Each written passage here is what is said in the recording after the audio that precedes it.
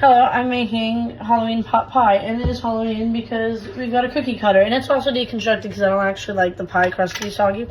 I'm gonna fry in a pan some chicken breast and a little bit of olive oil, and I've cut all my vegetables, and I'm gonna show you that. Our chicken's cooking. I took some puff pastry and just used a cookie cutter to make like little, this is gonna be like little puff pastry toppers. So it's gonna be a bowl of filling and then a puff pastry topper, and I've also, that's a bit of onion. Chopped my celery, my onion, and my carrot, and I'm gonna make up some stock cubes. Once the chicken's no longer raw, I'm adding in all of the vegetables until they soften. So carrot, onion, and celery. I'm gonna add frozen peas right at the end because I don't want them to overcook.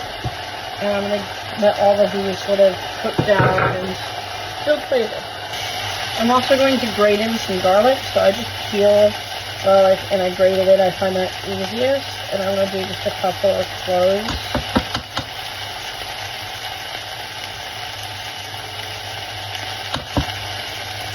So our vegetables are cooked and our chicken are cooked. We're going to make like kind of a roux in the same pan. So we're going to add some butter, and then once it's melted, a little bit of flour.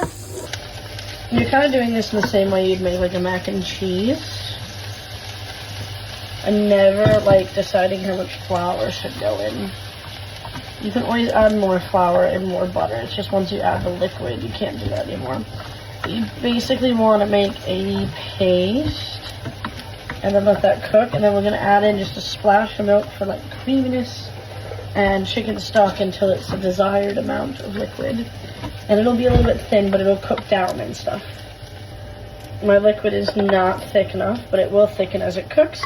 I'm going to add back in my vegetables, and then I'm also going to add in some thyme, maybe a bay leaf, some salt and pepper, and just let it all cook together.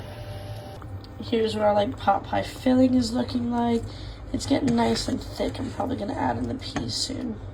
These came out of the oven, so I'm a little toasty. If you used an egg wash, they'd be all like kind of a uniform color, but I'm not spending eggs on that. But here they are.